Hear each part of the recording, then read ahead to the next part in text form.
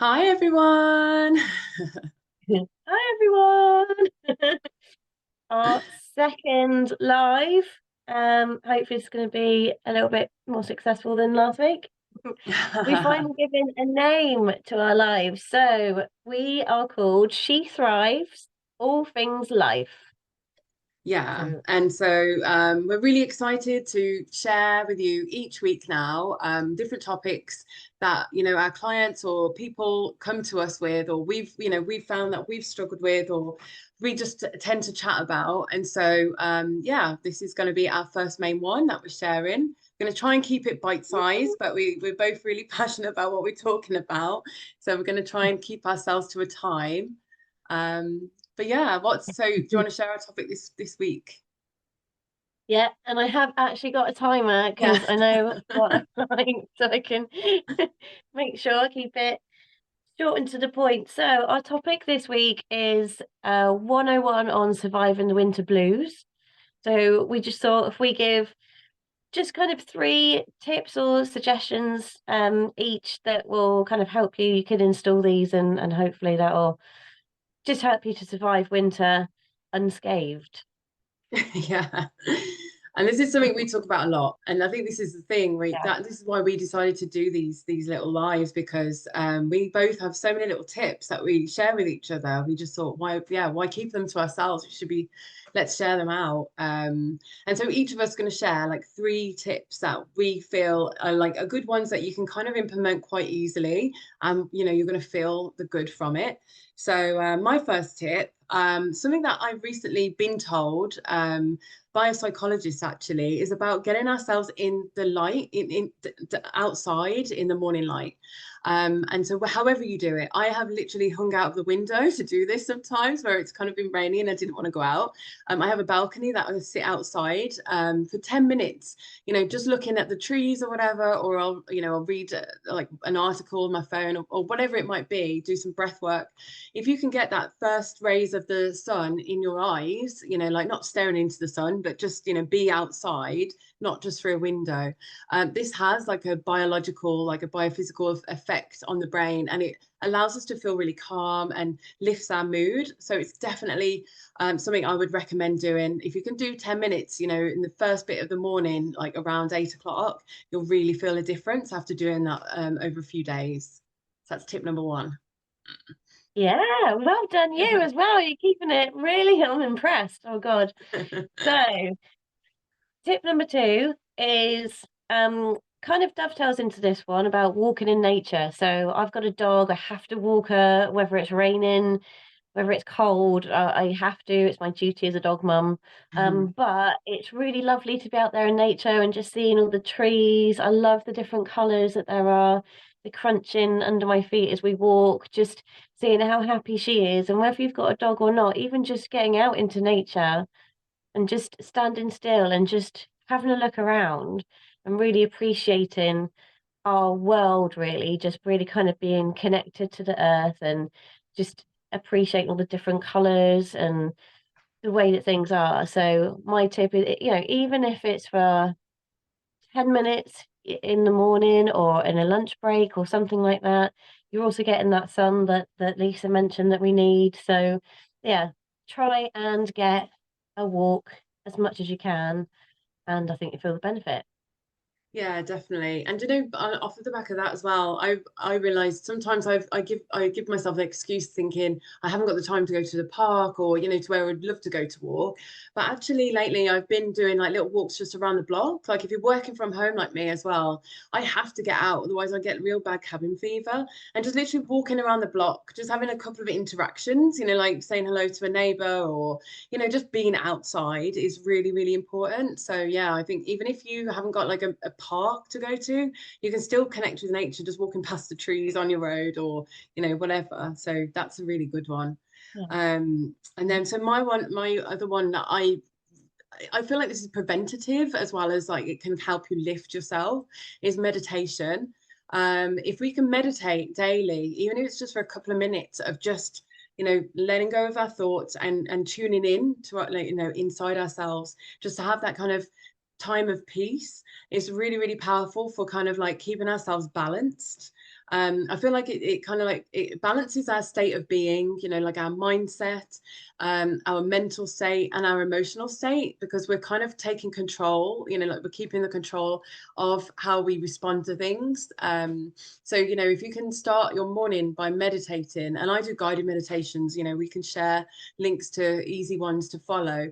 It kind of slows me down, like, because I have a tendency to jump out of bed and I've got this doing, you know, like you've got all the things you got to do, but it kind of like keeps you in line with what you want to do, you know, like it keeps me on my own agenda, and it's just like, okay, yeah, I want a calm, you know, stress-free day, you know, today's going to be a great day, or just kind of like keeping yourself balanced. I think it's a really good one to start balanced, but then also, you know, if you find yourself feeling overwhelmed with all of that's going on in the day, to do one in the afternoon or even on the evening to rebalance and come back to like, you know, calm, like, is really, really good. Because otherwise we can just get pulled here, there, and everywhere. And especially in the afternoon, I find when, you know, like it starts getting dark at 4, oh my God, I feel depressed. It really gets me Mm. down. So just meditating and just disconnecting from that and reconnecting to, you know, just me and what's going on with me, it actually helps me kind of feel better. Yeah, and off that, so I've got a toddler at home who yesterday was a terrible day. She was having tantrums and screaming at me. She's Oh, biting me and slapping me in the face. And yeah, that's like, so just to have 5 minutes away from her, just for put her in, we call it baby prison. Obviously, it's not, it's just a little her baby pen downstairs. Put her in there, put the TV on, went upstairs, got Insight Timer out, an app. It's free. It's got loads of meditation, guided meditations on there. And there's loads on there that are like just 5 minutes, 10 minutes, lay down on the bed. I actually did get into bed, I was a bit cold, and just close my eyes and just, oof. And then when I was ready, I could go downstairs. And then she's not, she's fine. I think because obviously they feed off you as well. So it wasn't really helping. I was stressing, she was stressing. But yeah, massively, if you, especially if you've got stressful things going on, just to take 5 minutes away from that situation, meditate, just get your sanity back a little bit. And mm, then you can face it with a kind of almost like a superhero cape that just any vibes just bounce off you, which is how I felt yesterday. So yeah, it's brilliant. It's a good one. yeah, amazing. So my other one is I like to start a fitness program not in January, but in mid-October. And my reason for doing this is because by the time it comes to beginning of January, when Christmas is over, all of the the exciting like parties and seeing family and friends is done, and you realize that January is a bit of a long month. Um, you're 6 weeks ahead. So a lot of people will start a fitness program in January, and personally think this is the worst thing that you can do, because then you're giving yourself permission to just eat and drink whatever you want. Um, you're just increasing the stress that you're going to be putting yourself under when it comes to January, and that's going to then increase your failure most likely, because you'll do a couple of weeks. Gyms are going to be really busy, you haven't really got the motivation. You look at yourself and you're not particularly happy. So I think if you start 6 weeks before, it's already a structure, it's in your routine, it's part of your day. You can carry it on through Christmas. Christmas Day is one day. There's no point in undoing all of the work for one day. Um, and then yeah, you get to January and you can just kind of just power on through. And a lot of my clients, they're at their leanest in January after Christmas.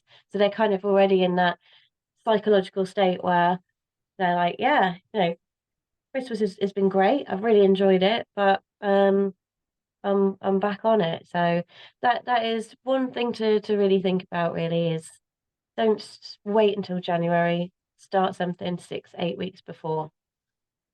Yeah, I really like that. We were talking about this before as well. We're going to do a longer version of these tips because there's so much to say, and there's like I have questions around that on how best to implement a fitness program if you've fell off the bandwagon quite a while.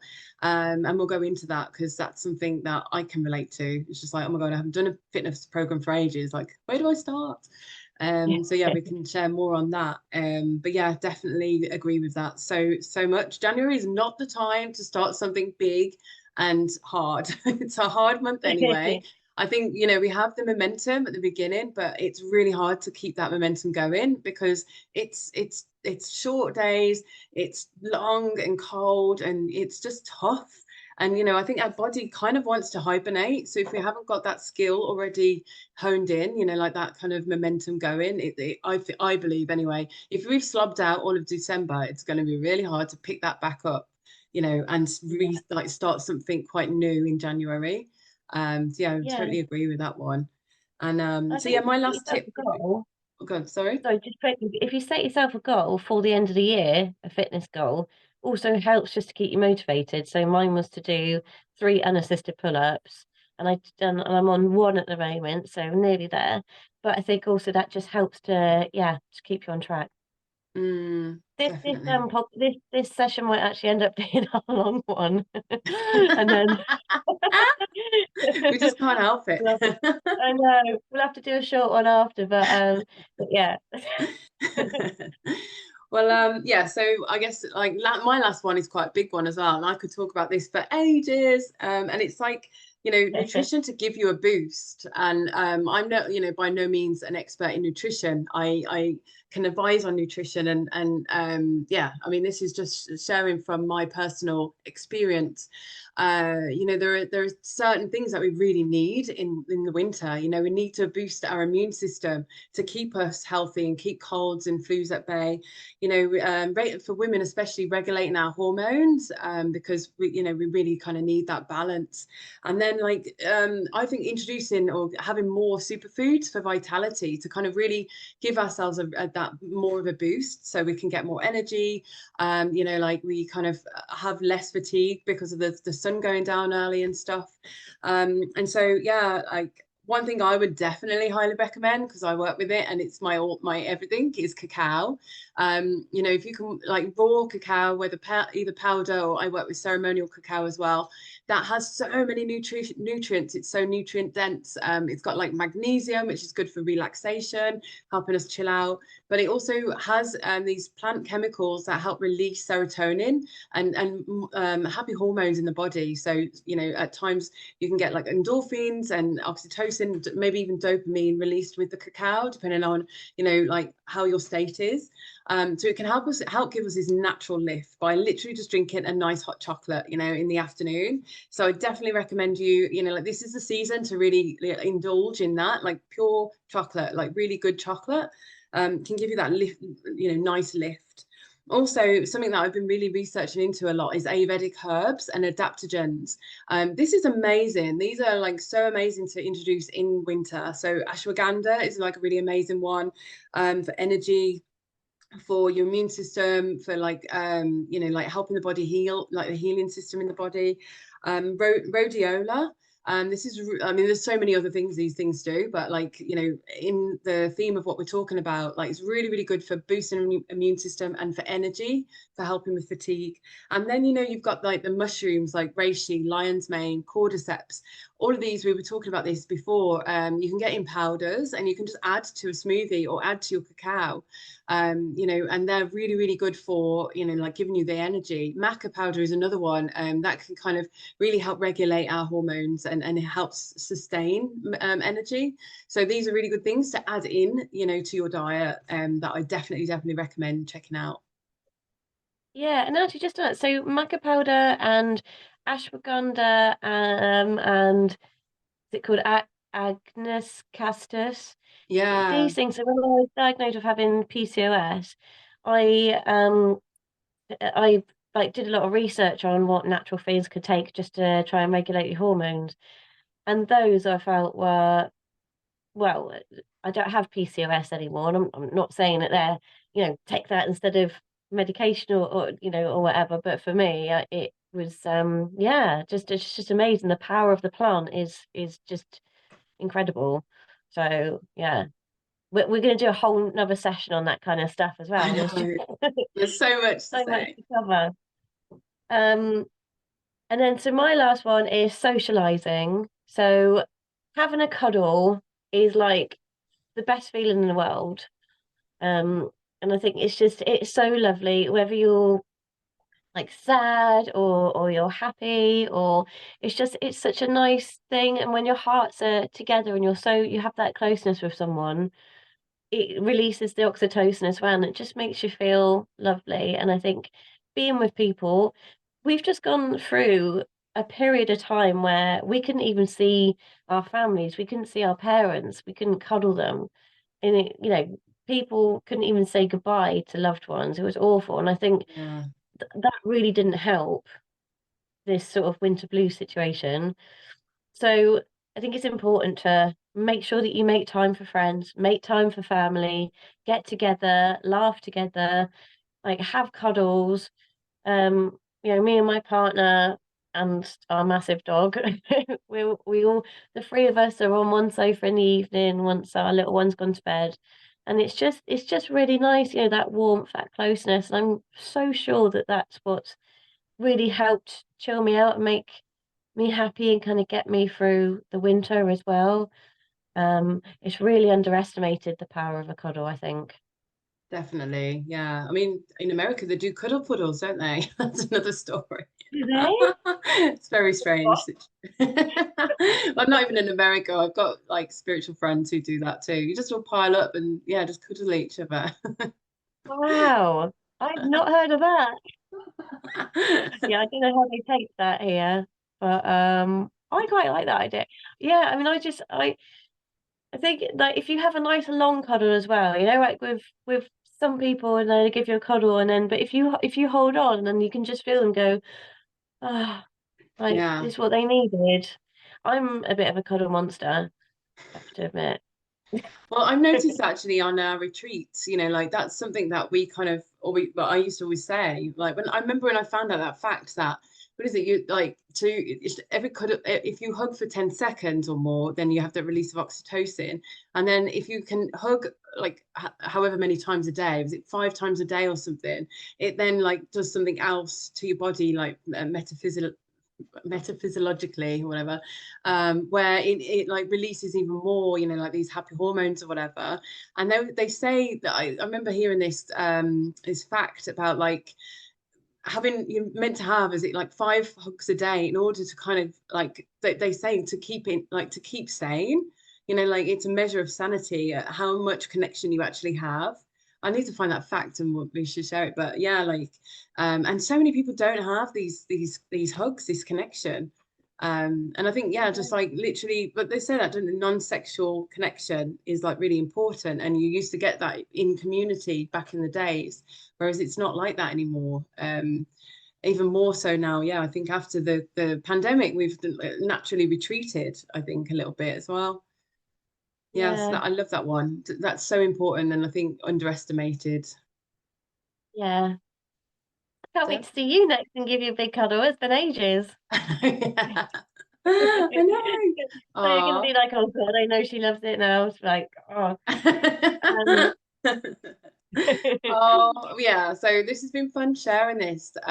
Whether this is yeah. the long one or the short version, I don't know This yet. is definitely a long one because I think we're about 80 minutes or something. Oh, But I think it's just uh, really good points in there. So summarize then. So we had daylight, um, walking in nature, morning meditation, or any day meditation, starting a fitness program way earlier than January, the power of cacao, and the importance of socializing and the power of the cuddle. So, yeah, we will have we're going to do like a quick 5 minute one that just really just bullet points, pow, pow, pow. But yeah, this one is I reckon it's a longer version. yeah, this one will be out on YouTube. So if you're listening to this and you kind of want to keep following us, we'll do the short bite-sized stuff on Instagram. So yeah, Yeah, we'll have our link there so you can follow that. So yeah, thank you perfect. for following, and Yeah, we'll be back next week for another share. thanks for watching.